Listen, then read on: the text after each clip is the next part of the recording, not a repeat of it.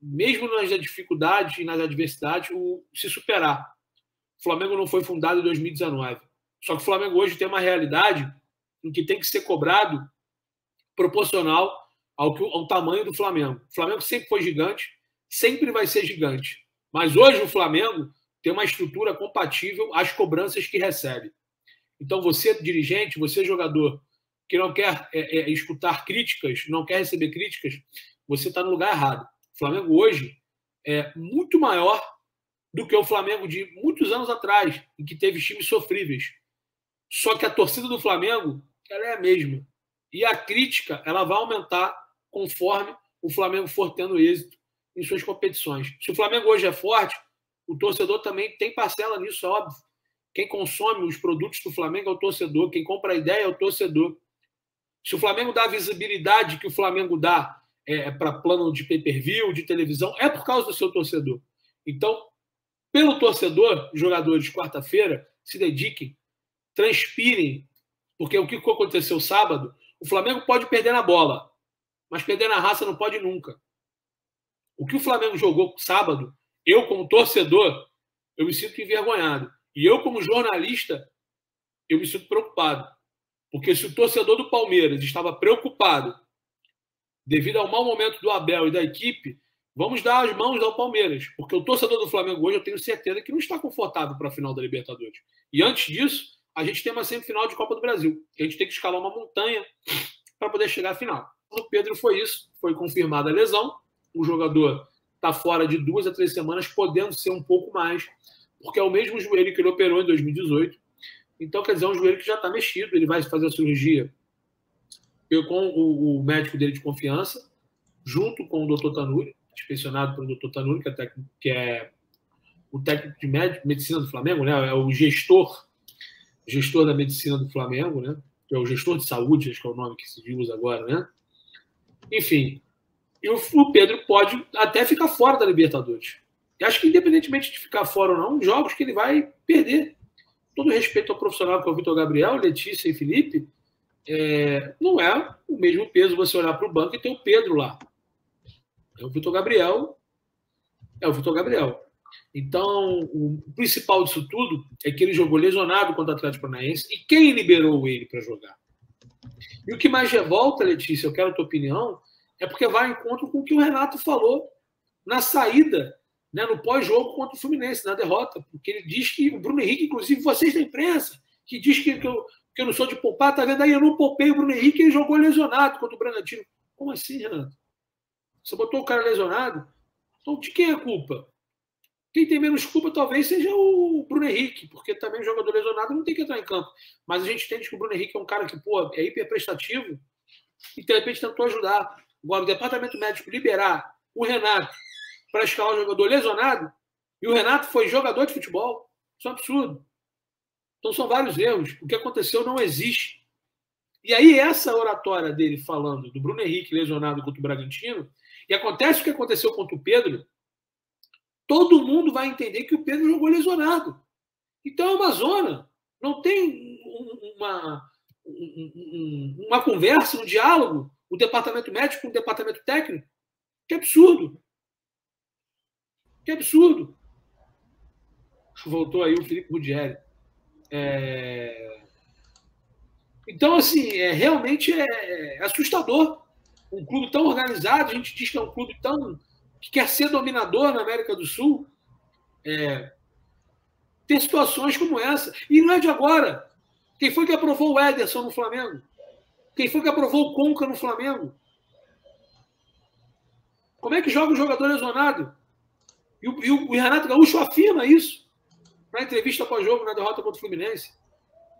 E agora, o exame de imagem do Pedro faz com que ele pare de 2 a 3, talvez 4 semanas.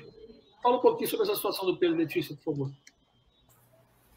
É uma situação, cara, muito complicada, né, para o torcedor do Flamengo ver esse tipo de lesão em um jogador onde estava com risco, onde estava com problema no joelho, no menisco, e o departamento médico não identificar. O departamento médico tem uma maratona, inclusive, né, no departamento médico ele treinou normalmente aí 2 dias seguidos, depois o O Flamengo colocou ele para jogar contra o Atlético Paranaense, sendo que ele já estava com esse risco, tanto que o Júlio até falou aqui, né, a respeito da massagem no joelho lá de fora, que a câmera pegou essa parte.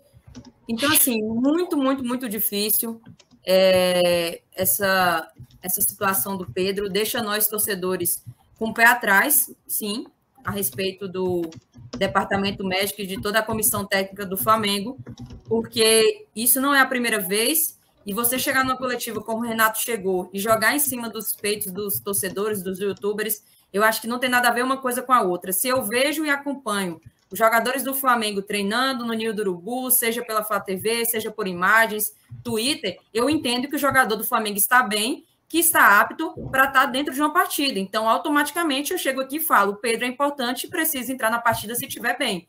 O Pedro entra, dá o que aconteceu, se lesiona, vai fazer uma cirurgia hoje às 7 horas da noite, vai ficar de fora 2, 3 semanas em um momento decisivo, principalmente aí no Campeonato Brasileiro, onde você bem colocou, vamos ter o Gabigol, que espero que esteja 100% aí para essa reta, mas se não tiver, precisar ser substituído. A gente tem o Vitor Gabriel, que não correspondeu nem um pouco do que esperávamos.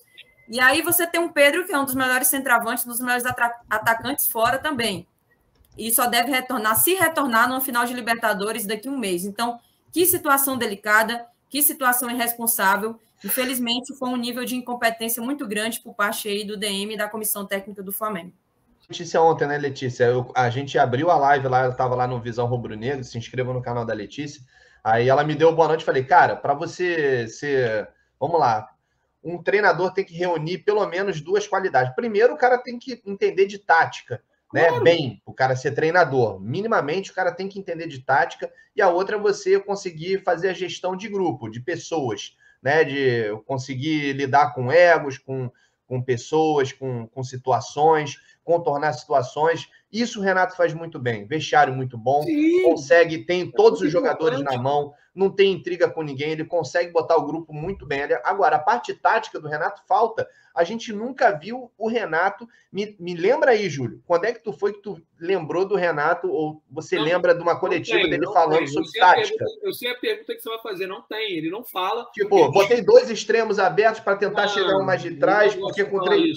Nunca vi. Ele não explica e diz que tática tem que explicar para a equipe. Beleza, cara. Mas assim, isso são algumas coisas que o Renato falha. Teve essa situação que a gente falou do Bruno Henrique, que ele botou o Bruno Henrique lesionado. Isso é um absurdo. Teoricamente, o Pedro jogou lesionado de novo. Isso aí abre hipótese da gente poder pensar isso, né? Agora, independentemente disso, o Renato teve lá os momentos que o Flamengo deu porrada em todo mundo, goleou todo mundo, porque também tinha quase todos os jogadores à sua disposição. Só que o que acontece? Quando você tem vários lesionados, jogadores convocados, o Renato meio que não sabe fazer. As substituições são as mesmas, e quando não são as mesmas, são pavorosas. A gente tem que entender o seguinte, ele tem que tentar tirar o melhor do atleta. Ele não ter colocado o Ramon é porque ele não conhece de tática, ele não conhece o adversário.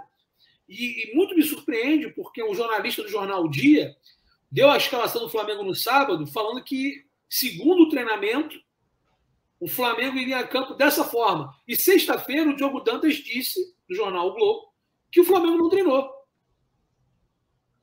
Então, alguém está errado. Ou o Flamengo treinou e o Diogo informou errado, ou o Flamengo não treinou e o jornalista do jornal O Dia barrigou, porque o Flamengo não treinou, como é que ele sabe? Ele sabe saber. Então, assim, está tudo errado. Rapidinho. Você manter o René deixa o Flamengo mais previsível ainda, porque o que o René faz? O forte dele era defensivo, e nem isso ele está sabendo fazer, ou seja, nosso lado esquerdo fica totalmente vulnerável, previsível, porque os jogadores sabem que o único jogador que vai tentar e que vai agredir de uma certa forma só é o Michael, não temos ninguém para apoiar o Michael ali naquela lateral esquerda, o nosso meio de campo anda sumido, e se você coloca o Ramon, é aquele elemento surpresa, o Ramon vai subir, será que tem que dar uma segurada a mais? Não, em detalhe... O René tentou, Júlio. O René até tentou atacar. O René, ele falou... Não, tentou, o que eu tô falando ele quis tentar provar que ele também pode ser, porque com as críticas, né? E aí ele deixou mais aberto ainda. É melhor entender. Felipe, tentar até eu tento ficar bonito na tela, mas com esse nariz não dá, irmão. Tentar, a gente pode tentar tudo. Melhor você ficar ali. Eu falei, cara, olha só, eu vou ficar aqui atrás, eu não tenho qualidade para subir, eu não vou ficar expondo aqui. Deixa o Mateuzinho, que tem mais qualidade lá pela direita, que é mais o estilo do Flamengo. Rogério, ele não entende de tática, porque se ele entendesse, ele colocaria o Ramon, porque o Ramon foi muito bem defensivamente contra o Palmeiras, surpreendente, porque o Ramon, a característica principal do Ramon é a ofensividade. Isso. Ele teria um lado esquerdo muito forte com o Ramon e com o Michael em relação à velocidade. Ok? Que é o que ele teve contra o Palmeiras. Ele teve o Ramon e o Michael. O Flamengo ganhou 3-1 naquele jogo. Correto? E ele, em vez de fazer isso, o Ramon, que ele não é tão bem defensivamente, e foi muito bem contra o Palmeiras, de brinde pelo maravilhoso jogo que ele fez contra o Palmeiras, ele ganhou o ostracismo. Ou seja, ele quer apadrinhar, ele quer abraçar, falar que conta com todo mundo, e é muito mais fácil não botar um garoto que está começando a pedir passagem do que não botar um cara que está no clube há um bom tempo. Quem é o René na fila do pão, cara? Com todo respeito.